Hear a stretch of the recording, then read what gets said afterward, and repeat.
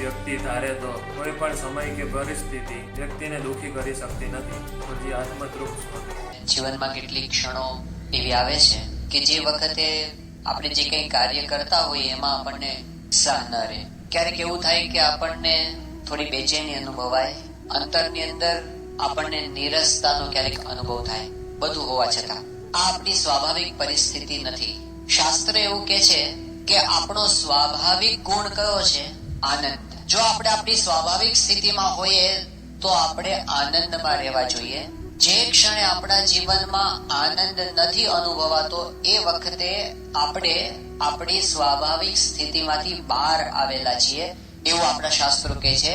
કારણ કે સત ચિત આનંદ એ આત્માનો સ્વભાવ છે, એ આપણો સ્વાભાવિક ગુણ છે. હવે એ જે આપણને દુઃખનો અનુભવ થયો, સ્વાભાવિક સ્થિતિમાંથી આપણે જે બહાર આવી જઈએ છીએ એમાં આપણો શું વાંક છે એ આપણે સમજવાની કોશિશ કરવાના છીએ. આ દુનિયાની અંદર એવી એક પણ વ્યક્તિ નથી કે એક પણ પરિસ્થિતિ એવી નથી કે એ આપણને દુઃખી કરી શકે જો આપણે દુઃખી ન થવું હોય તો. કોઈ જ વ્યક્તિ કે કોઈ પરિસ્થિતિ આપણને ક્યારેય દુઃખી કરી શકતા નથી. જો આપણને દુઃખનો અનુભવ થયો તો આપણી અંદરની કોઈક ખામી છે એને આપણે સમજવાની છે. બીજી દ્રષ્ટિએ આપણે જોઈએ તો જીવનની અંદર ઘણી વખત એવા પ્રસંગો બને છે કે જે સમયે આપણે એવું કંઈક કરી બેસીએ છીએ જે ન કરવું જોઈએ. આપણને ખબર છે કે આ ખોટું છે અને છતાં પણ આપણાથી એ થઈ જાય છે, જેને આપણે ભૂલ કહીએ છીએ. આવી ભૂલ જ્યારે આપણા જીવનમાં કોઈ બને, ક્યારેક આપણા વ્યવહારથી ભૂલ થાય, ક્યારેક આપણી વાણીથી ભૂલ થાય, ક્યારેક આપણા વિચારથી ભૂલ થાય. એવી ભૂલ જ્યારે આપણા જીવનમાં આવે ત્યારે સાધારણ રીતે આપણું રિએક્શન કેવું હોય છે? જે આપણે રિફ્લેક્સ એક્શન જોઈએ છીએ કે અમુક સંજોગોમાં આપણું શરીર રિફ્લેક્સ એક્શન આપતું હોય છે, બરાબર ને? કે જ્યારે કોઈ એકદમ ગરમ વસ્તુ પર પગ પડી જાય સીધો આપણે ખેંચી લઈએ છીએ. જ્યારે કોઈ મારવા માટે હાથ નજીક લાવે આપણે તરત આપણી આંખો બંધ થઈ જાય છે. આપણા ઉપર જ્યારે કોઈક ભૂલ આવતી હોય ત્યારે આપણું રિએક્શન કેવું હોય છે? તરત જ આપણે એવું સાબિત કરવા કોશિશ કરીએ છીએ આમાં મારો વાંક નથી. સભામાં કેમ મોડા આવ્યા એવું આપણને કોઈ પૂછે, તરત આપણી પાસે જવાબો કેવા હોય છે? એવા જવાબો હોય છે જેમાં આપણે વાંકમાં ના આવીએ. કેમ ગુસ્સો કર્યો? આપણે કહીએ ભાઈ એ આવું કરે એટલે ગુસ્સો આવે જ ને. પછી આપણી પાસે એવા જવાબ હોય છે જેમાં બહારના સંજોગો, બહારની વ્યક્તિઓએ મને આમ કરવા માટે મજબૂર કર્યો, બાકી હું ન કરું પણ મારાથી આવું થઈ ગયું. એવું આપણું રિએક્શન હોય છે જ્યારે કોઈ પણ ભૂલ આપણાથી થાય છે ત્યારે. પણ શાસ્ત્ર એવું કહે છે આ દુનિયાની અંદર એવી એક પણ વ્યક્તિ નથી કે એવી એક પણ પરિસ્થિતિ નથી કે જે આપણી પાસે ખોટું કામ, ખોટું આચરણ કરાવી શકે જો આપણે ન કરવું હોય તો. તો આ સિદ્ધાંતને આપણે જેટલો સ્પષ્ટપણે સમજીશું એટલો સ્પષ્ટ રીતે આપણને ઉકેલ મળશે. જ્યાં સુધી આપણી જે લાક્ષણિકતા છે, સ્વાભાવિક મનોવૃત્તિ છે કે આપણે ભૂલમાંથી આપણી જાતને તારવવાની કોશિશ કરીએ છીએ, ત્યાં સુધી સોલ્યુશન નહીં આવે. ગયા વર્ષે અહીંયા આગળ સારંગપુરમાં એક 12મા ધોરણનો વિદ્યાર્થી આવ્યો હતો. 12મું ભણવાનું પૂરું થઈ ગયું હતું. હોશિયાર વિદ્યાર્થી હતો. જે વખતે એના શરૂઆતના દિવસો હતા 12મા ધોરણમાં, એ વખતે અહીંયા આવ્યો હતો ત્યારે એને પૂછ્યું હતું કે તારું લક્ષ્ય શું છે? એ વખતે એને કીધું હતું કે મારે 90% લાવવા છે. 12મા ધોરણની અંદર સાયન્સમાં 90% લાવવા છે. વર્ષ પછી આવ્યો, એ વખતે એનું રિઝલ્ટ આવી ગયું હતું અને એને પૂછ્યું કે કેટલા ટકા આવ્યા? એમણે કીધું 45% આવ્યા. એવું કેમ થયું? એને કીધું કે સ્વામી એમાં એવું છે ને, એક તો અમારા ટ્યુશનના ક્લાસીસના બધા ડિસ્ટન્સ હતા ને બહુ વધારે હતા, એટલે જવા આવવામાં બહુ સમય જતો હતો. બીજું કારણ એ હતું કે અમારા સાહેબો હતા ને ઠેકાણા વગરના હતા, મને હરખું ભણાવ્યું જ નહીં એમને. ત્રીજું કારણ એ હતું કે મારા ઘરની અંદર છે ને મમ્મી પપ્પાને બનતું નથી, એટલે એના ઝઘડાને લીધે ઘરમાં વાતાવરણ એવું રહેતું હતું ને એમાં મારા અભ્યાસ પર અસર થઈ. ચોથું કારણ એ બતાવ્યું કે મારા મિત્રો છે ને નવરાત્રીના દિવસો આવતા હતા, મારે નતું જવું, મને પરાણે લઈ ગયા અને 9 દિવસ સુધી બસ કઈ અભ્યાસ ન કર્યો, એટલે એટલું બધું મારા ઉપર હોમવર્ક ને બધું ચડી ગયું ને પછી હું ક્યારે એને કવર કરી શક્યો જ નહીં અને એટલે મારાથી પહોંચી ન વળાયું અને છેલ્લે મને ડિપ્રેશન આવી ગયું અને મારો આત્મવિશ્વાસ તૂટી ગયો અને પછી માર્ક્સ ઓછા આવ્યા. એ વિદ્યાર્થીને પૂછ્યું કે તારી વાત તો સાચી છે કે શિક્ષકોનો વાંક તો ખરો કે એ બરાબર ભણાવતા નહોતા, તારી સ્કૂલનું કે ટ્યુશનનું ડિસ્ટન્સ વધારે હતું એ પણ એક પરિબળ ખરું કે જેને લીધે તને તકલીફ પડી. ઘરનું વાતાવરણ હતું એ પણ એક કારણ હતું, એ વાત પણ સાચી છે. અને તારા મિત્રો હતા એ એવા હતા કે જે તને ખેંચી જતા હતા, એટલે મિત્રોનો વાંક છે, એ વાત પણ સાચી. પણ આમાં ક્યાંય તારો વાંક ખરો કે નહીં? થોડોક ખરો. કદાચ 90% બીજાનો હશે, પણ 10% તારો ખરો.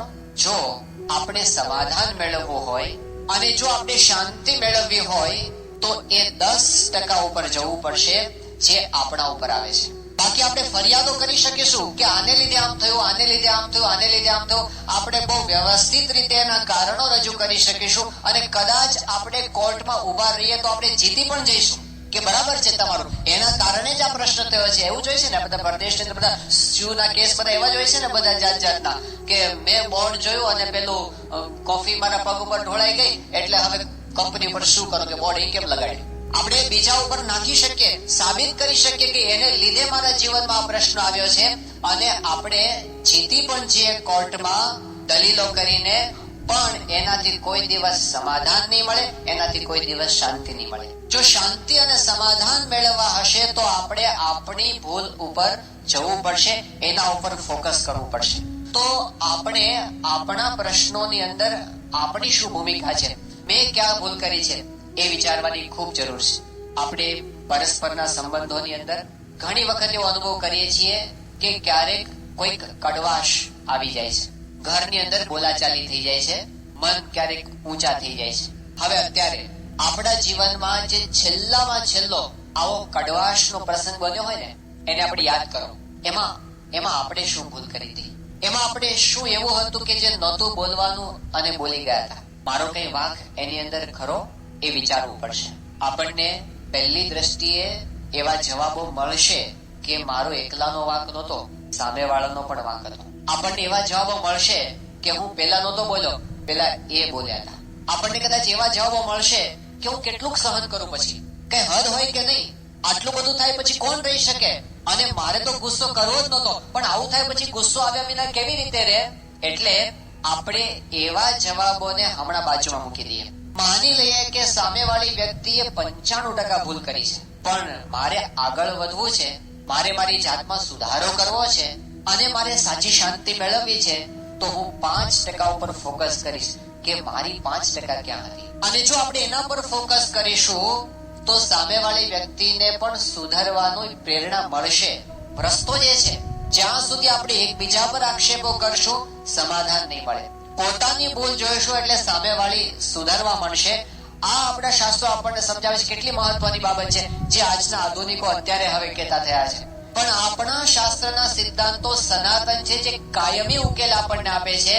એ કહે છે કે જો આપણે ઉકેલ મેળવવો હશે તો આપણે પોતે પોતાને સુધારવાની કોશિશ કરીશું, અને એને લીધે મોટી વસ્તુ શું થશે, બાજી આપણા હાથમાં આવશે. નહીતર શું થશે, નહીતર એટલું થશે કે આપણે એવું કયા કરો કે આને લીધે હું દુઃખી છું, આને લીધે હું દુઃખી છું, આને લીધે હું દુઃખી છું, ફરિયાદો કર્યા કરવાની, આપણી જાતની દયા ખાલી રાખવાની. હું બિચારો છું, હું બિચારો છું, કારણ કે મને આવા સંજોગો મળે, હું શું કરું, એમ કરીને દુઃખી થયા કરવાનું, ફરિયાદો કર્યા કરવાની, કોઈ દિવસ એનો ઉકેલ નહીં આવે. પણ જયારે આપણે પોતાના ઉપર લઈએ છીએ કે આમાં મારો વાંક મારે સુધારવો છે, એટલે બાજી પોતાના હાથમાં આવી. હવે આપણે કંઈક કરવાનું છે આની અંદર, એ જો સુધારીશું. નહીતર તો એક દુનિયામાં એક વર્ગ એવો જ છે કે જેને સતત બધેથી નેગેટિવ દેખાયા કરે છે અને એને એમ રહ્યા કરે છે કે હું દુઃખી છું એનું કારણ આ છે. પ્રશ્ન શું આવી ગયો કે હવે હું સુખી ક્યારે થાઉં?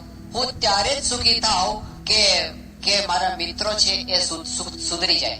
કોઈ એમ કહેશે કે હું ત્યારે જ સુખી થાઉં કે મારી પત્ની સુધરી જાય. કોઈ એમ કહેશે હું ત્યારે જ સુખી થાઉં મારા દીકરાઓ સુધરી જાય, મારી આજુબાજુ કામ કરનારા સુધરી જાય. કોઈ કહે છે કે મારા સસરા સુધરી જાય, કોઈ કે મારા સાસુ સુધરી જાય, કોઈ કે મારા શાળા સુધરી જાય, કોઈ કહે છે કે મારા પડોશી સુધરી જાય, કોઈ કહે છે કે મારા પેશન્ટ સુધરી જાય. હવે બધા સુધરે ને પછી જ આપણે સુખી થશું. ત્યાં સુધી આપણે રાહ જોવાની.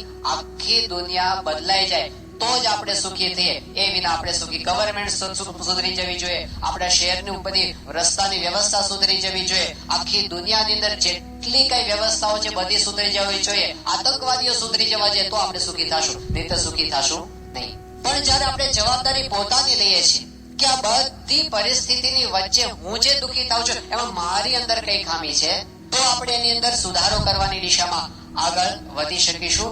કારણ કે દુનિયામાં ઘણું બધું એવું છે જે આપણા હાથની અંદર નથી. આપણને ઘણું બધું એવું છે કે જે નથી ગમતું, આ બરાબર નથી, આ બરાબર નથી, આ બરાબર એવું લાગે છે. ઘણી બધી બાબતોની આપણને ચિંતા છે. એટલે આ એક બહુ જ મોટું વર્તુળ છે, ચિંતાનું વર્તુળ, જેને આપણે સર્કલ ઓફ કન્સર્ન કહીએ. ચિંતાનું વર્તુળ. કઈ કઈ બાબતની આપણને ચિંતા છે? તો આપણને એ ચિંતા છે કે 50 વર્ષ પછી દુનિયામાંથી પેટ્રોલ ખૂટી જવાનું છે. આપણને એ બાબતની પણ ચિંતા છે કે ભ્રષ્ટાચાર વધતો જાય છે રાજકારણની અંદર. આપણને એ બાબતની પણ ચિંતા છે કે ભાવ વધારો ઘણો બધો છે. આપણને એ બધી ચિંતા છે કે આપણા જે પુત્ર છે કે પુત્રી છે એના શિક્ષક છે એ સારા નથી. આપણને એ બાબતની પણ ચિંતા છે કે દુનિયાની અંદર ગ્લોબલ વોર્મિંગ વધતું જાય છે, આવતીકાલે શું થશે એ બાબતનો પ્રશ્ન છે. આપણને એ બાબતની પણ ચિંતા છે કે મારાથી સવારે વહેલું ઉઠાતું નથી. આપણને એ બાબતની પણ ચિંતા છે કે મારાથી ગુસ્સો થઈ જાય છે. હવે ઘણી બધી ચિંતાઓ છે આપણને. એમાંથી આપણા હાથમાં જેટલી વસ્તુઓ છે એનું આ એક નાનું વર્તુળ છે કે જેમાં આપણા હાથમાં છે. ગ્લોબલ વોર્મિંગ એ ત્યાં ચાલે છે કે પછી પેટ્રોલિયમ ખૂટી રહ્યું છે કે રાજકારણીઓ ભ્રષ્ટાચારી થઈ રહ્યા છે, એમાં આપણે અહીં બેઠા બેઠા અત્યારે શું કરી શકવાના એ આપણા હાથમાં નથી. પણ કેટલીક વસ્તુ આપણા હાથની અંદર છે. એ આપણા હાથમાં જે છે ને એને સર્કલ ઓફ ઇન્ફ્લુઅન્સ કહેવામાં આવે છે.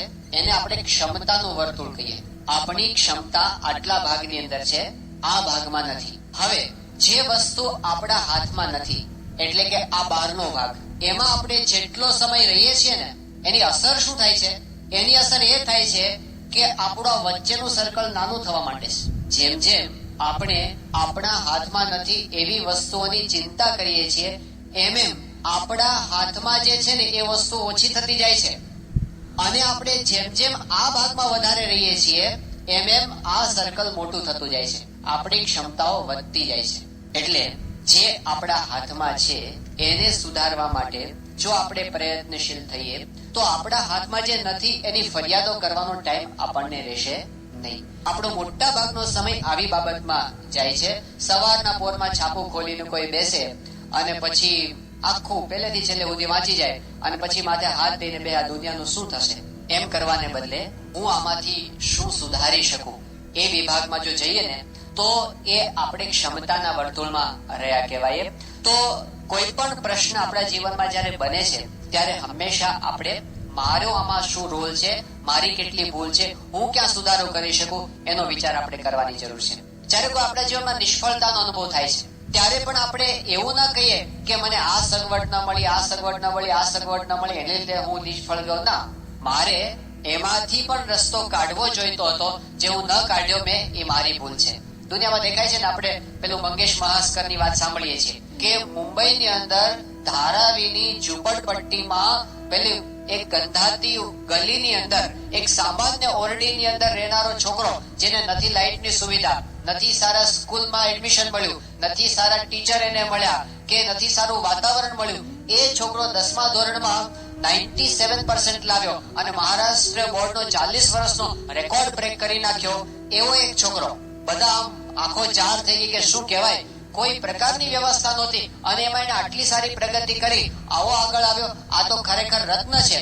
પછી તો બધા એનું સન્માન કર્યું, ગવર્મેન્ટે સ્કોલરશીપ આપી, એક એને ફ્લેટ આપવામાં આવ્યો, વળી એને સારી સ્કૂલમાં એડમિશન મળી ગયું, સારી એને સ્કૂલમાં સારા શિક્ષકો એને મળી ગયા, ટ્યુશન્સ મળી ગયા, સારા મિત્રો મળી ગયા, ગાડી મળી ગઈ, કોકે ભેટમાં આપી દીધી, બધી સુવિધા એના ઘરની અંદર થઈ ગઈ. જે વ્યક્તિ ઝૂંપડપટ્ટીની અંદર કોઈ સુવિધા વગર 10મા ધોરણમાં 97% લાવે, આટલી બધી સુવિધા મળી જાય, 12મા ધોરણમાં શું કરે? એ ફેલ થયો. તો સંજોગો વધારે સાનુકૂળ થયા, વધારે આગળ વધ્યો. કઈ વસ્તુ હતી કે જે એને આગળ વધારતી હતી? સંજોગો કરતા વ્યક્તિનું પોતાનું જે સત્વ છે ને એ જ એને આગળ વધારે છે કે પાછળ પાડે છે. તો આપણી નિષ્ફળતાની અંદર આપણે એ શોધી કાઢવાની જરૂર છે, આમાં મેં ક્યાં ભૂલ કરી. ત્રીજી એક વસ્તુ બહુ મહત્વની છે, આપણાથી આચરણ સંબંધી ક્યારેક ભૂલ થઈ જાય છે અને એ વખતે આપણે એમ કહીએ છીએ કે મારે આ નહોતું કરવું પણ મારાથી થઈ ગયું, નહોતું બોલવું પણ મારાથી બોલાઈ ગયું, નહોતો ગુસ્સો કરવો પણ મારાથી ગુસ્સો થઈ ગયો. એવું આપણે સાધારણ રીતે બોલતા હોઈએ છીએ. અને જે પેલું શરીર ઘટાડવા માટે પ્રયત્ન કરતા હોય, મારે નહોતું ખાવું પણ ખવાઈ ગયું. આપણને એવા વાક્યો બોલવાનું બહુ સરસ આદત પડી ગઈ છે કે આપણે એવું નહોતું કરવું પણ આપણાથી થઈ ગયું. શ્રીજી મહારાજે ગરડા અંત્યના 6ઠ્ઠા વચનામૃતમાં બહુ જ સરસ વાત કરી છે. મહારાજ કે કોઈ દિવસ એવું ન કહેવું કે આને લીધે આવું થયું. મહારાજ કે શ્રીજી મહારાજ કે છે કે કોઈ દિવસ એવું ન બોલવું કે આને મને ભૂલવ્યો. પછી ત્યાં દ્રષ્ટાંત આપ્યું. લોકની કહેવત શ્રીજી મહારાજ બોલ્યા કે મહારાજ કે કોઈ એમ કે છે કે તું કુવામાં પડ, તો આપણે થોડા કુવામાં પડીએ છીએ, પણ કોકના કહેવાથી આપણે શું કામ કુવામાં પડીએ? એટલી વાત શ્રીજી મહારાજે ત્યાં સમજાવી. પછી બીજી બહુ મહત્વની વાત કહે છે મહારાજ કે કોકની ભૂલ તો ન કાઢવી, પણ પોતાના મનની ભૂલ પણ ન કાઢવી. આ બહુ મહત્વની વાત છે. પોતાના મનનો પણ વાંક ન કાઢવો કે મને આવો વિચાર આવી ગયો, મને ખોટા વિચારો આવી જાય છે, મને નબળા વિચારો આવી જાય છે, એવી રીતે પોતાના મનનો પણ વાંક કાઢવો નહીં. મહારાજ કે મન તો જીવનું સાધન છે, એ આપણા કંટ્રોલમાં છે. એ તો આપણે જેમ વાપરવું હોય એમ વપરાઈ શકે. મન તો જડ છે, એ સાધન છે, એ શેનું પોતાની મેળે જઈ શકે જો આપણે ન જવા દેવું હોય તો? આપણે જયારે ભણતા હતા ત્યારે એક નાની વાર્તા આવતી હતી અભ્યાસની અંદર કે એક ગામ હતું, ગામની અંદર એક બ્રાહ્મણ રહેતા હતા, દલા તરવાડી એનું નામ હતું. યાદ આવી વાર્તા? બાજુના ગામની અંદર ભિક્ષા માંગવા જાય, લોટ માંગીને પાછો આવે, અને શિયાળાનો વખત એટલે ગામને પાદર પસાર થતો હોય, પાછો આવતો હોય, ત્યારે ત્યાં એક વાડી આવે. એ વાડીના માલિકનું નામ વશરામ ભુવા. વશરામ ભુવાની વાડીની અંદર બહુ સરસ મજાના રીંગણા થયા હતા. આ રીંગણા જોવે ને રોજ એને થાય કે મારા રીંગણા બહુ સરસ છે, લેવા જેવા છે, પણ પૂછ્યા વગર લેવાય નહીં. અને પૂછવા જાય તો ઓલો આપે નહીં. એટલે શું કરે? એ વાડીને પૂછે. શું પૂછે? વાડી રે ભાઈ વાડી. તે વાડી તો કઈ જવાબ ન આપે એટલે પોતે જ બોલે કે શું કહો છો દલા તરવાડી. પછી પોતે બોલે રીંગણા લઉં 2-4. પછી પોતે જ બોલે કે લઈ લો ને 10-12. અને 10-12 રીંગણા તોડી થેલામાં નાખે અને ઘર ભેગા થાય. આવું રોજ કરે. હવે પેલા માલિક વશરામ ભુવાને ખબર પડી કે આપણી વાડીમાંથી રીંગણા ઓછા થાય છે, પણ મારું કોણ કરે છે સમજાય નહીં. એટલે એને વોચ ગોઠવી અને બરાબર આમ ધ્યાન રાખ્યું કે સવારના પોરમાં કોક આવે છે. અને 10:30-11 વાગ્યાનો સમય થયો અને એ વખતે પેલા દલા દરવાડી આવ્યા. આજુબાજુ જોયું કે કોઈ જોતું નથી અને વાડીને પૂછ્યું કે વાડી રે ભાઈ વાડી, શું કહો છો દલા તરવાડી? રીંગણા લઉં 2-4 કે લઈ લો ને 10-12? નાખ્યા. અને પેલા વશરામ ભુવા બહાર આવ્યા અને આને બોચીએથી ચાલ્યા. ચોરી કરે છે. દલા તરવાડી કે પૈસા હું ક્યાં ચોરી કરું છું, હું તો પૂછીને લઉં છું, હું તો પૂછીને લઉં છું. આ પૂછીને લેશે, હાલ મારી આ એમ કરીને લઈ ગયા અને એના હાથ બાંધ્યા, પગ બાંધ્યા અને પછી કુવામાં ઊંધો ઉતારે, ઊંધા માથે. પેલો કે પૈસા દલા તરવાડી કે છે કે હું તો પૂછ્યા વગર લેતો નથી, મને શું કામ આવી રીતે સજા કરો છો? તો પેલો વશરામ ભુવા છે ને એ શું કે હું પણ પૂછ્યા વગર કઈ કરવાનો નથી. અને પછી કુવાને પૂછે કે કુવા રે ભાઈ કુવા. પછી પોતે જ બોલે શું કહો છો વશરામ ભુવા? પછી કે ડૂબકા ખવડાવું 2-4 કે ખવડાવો ને 10-12? અને બરાબર પેલાને અધમો કરી નાખે. આ વાર્તા આપણે ઘણી વાર સાંભળી છે. હવે એનો સાર શું છે કે વાડી એ જડ છે, કુવો એ જડ છે. વાડી કઈ બોલે નહીં, કુવો કઈ બોલે નહીં. વાડી શું બોલે? આપણે જે બોલાવવું હોય ને એ બોલે. કુવો શું બોલે? આપણે જે બોલાવવું હોય ને એ બોલે. એમ આ શરીર, આપણી ઇન્દ્રિયો, આપણું મન એ જડ છે, એ સાધન છે. ચૈતન્ય તો આત્મા છે. એ કઈ ન કરે. એ શું કરે? એની પાસે જે કરાવો એ કરે. ખરાબ વિચારો એ આપણે જ કરીએ છીએ ને સારા વિચારો પણ આપણે જ કરીએ છીએ. એ કઈ ન કરી શકે જો આપણે એને ન કરવા દઈએ તો. એટલે મહારાજે ત્યાં બહુ સ્પષ્ટપણે કીધું છે કે મનનો વાંક ન કાઢવો. જો જીવની ઈચ્છા ન હોય તો મન ખરાબ વિચાર પણ ન કરે, ખોટું કામ પણ ન કરે. એટલે હવે પછી કોઈ દિવસ એવું નહીં કરવાનું, કહેવાનું કે મને ગુસ્સો આવી જાય છે. હવે એમ કહેવાનું હું ગુસ્સો કરું છું. હવે પછી એવું નહીં કહેવાનું કે મારાથી બોલાઈ જાય છે. ના, હું બોલું છું. કે મારાથી સિનેમા જોવાઈ જાય છે એવું નહીં કહેવાનું, પણ હું સિનેમા જોઉં છું. મારાથી આળસ થઈ જાય છે એવું નહીં બોલવાનું, હું આળસ કરું છું. હા, કે મને મારાથી મોઢું ઉઠાઈ જાય છે એવું નહીં કહેવાનું. શું કહેવાનું? હું મોઢો ઉઠું છું. તો સમાધાન મળશે, તો પ્રગતિ થશે, ઉકેલ આવશે, શાંતિ મળશે. પણ એ વિના આપણે કેવળ ફરિયાદો જ કર્યા કરશું કે આને લીધે આમ થયું, આને લીધે. હું તો સાવ નિર્દોષ છું, પણ જે કઈ થયું ને એ બીજાને લીધે થયું છે, કાં તો પરિસ્થિતિને લીધે, કાં તો કોઈક વ્યક્તિને લીધે. પણ આપણે એમાંથી છટકી જવા માંગીશું તો ઉકેલ નહીં આવે. એટલે આજે હવે આપણે એ દિશામાં આગળ વધવા માંગીએ છીએ કે મારા જીવનના કોઈ પણ પ્રશ્નોનું સમાધાન હું મારી ભૂલમાંથી કાઢીશ. કે મેં ક્યાં હું ક્યાં ચૂક્યો છું. કઈ જગ્યાએ હું હવે પ્રશ્ન એ છે કે ભૂલ ઓળખવી કેવી રીતે? તો ભગવાન સ્વામિનારાયણે વચનામૃતમાં 3 ઉપાયો બતાવ્યા છે કે આપણને ભૂલ ન ઓળખાતી હોય તો ઓળખવી કેવી રીતે. ગરડા મધ્યનું 66મું વચનામૃત 3 ઉપાય બતાવ્યા છે. પહેલો ઉપાય શ્રીજી મહારાજ કહે છે પ્રાર્થના કરવી. આપણને ન સમજાતું હોય આમાં હું ક્યાં ડાયવર્ટ થયો છું, પ્રાર્થના કરવી એ પહેલો ઉપાય છે. બીજો ઉપાય કહે છે કે આપણા ઈષ્ટદેવ, આપણા ગુરુ, એમના વચનોનો વિચાર કરવો કે એમને જે કીધું છે એની બહાર હું ગયો તો એ મારી ભૂલ છે. અને ત્રીજી વસ્તુ આપણને બતાવે છે કે આપણે સત્પુરુષના જીવન સામું જોવું, એની સાથે આપણા જીવનને સરખાવવું.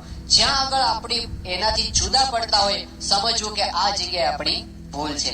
મારી જગ્યાએ પ્રમુખ સ્વામી મહારાજ હોત તો એ કઈ રીતે પ્રતિભાવ આપત. આવા સંજોગોમાં એ શું કરત, એ શું બોલત, એ શું વિચારત. હું શું કરું છું, હું શું બોલું છું, હું શું વિચારું છું, એટલા પ્રમાણમાં હું સિદ્ધાંતમાંથી ડાયવર્ટ થયો છું. એટલા પ્રમાણમાં મારા જીવનમાં પ્રશ્નો આવ્યા છે, દુઃખ આવ્યું છે, અશાંતિ આવી છે. બાકી એમના ટ્રેક પર ચાલીએ તો દુનિયાની કોઈ પણ વ્યક્તિ કે કોઈ પણ પરિસ્થિતિ આપણને ક્યારેય અશાંત ન બનાવી શકે, કે કોઈ પણ વ્યક્તિ કે કોઈ પણ પરિસ્થિતિ આપણને ક્યારેય ખોટા માર્ગે લઈ જઈ ન શકે. તો આજના દિવસે આપણે મહારાજના ચરણોમાં, ગુરુના ચરણોમાં એ જ પ્રાર્થના કરીએ કે આપ અમને એવી બુદ્ધિ આપો, એવો પ્રકાશ આપો કે હંમેશા અમે અમારી ભૂલ એને જોતા શીખીએ, એને સુધારતા શીખીએ. એવું બળ, એવી બુદ્ધિ આપ અમને આપશો. શ્રી સ્વામિનારાયણ ભગવાન.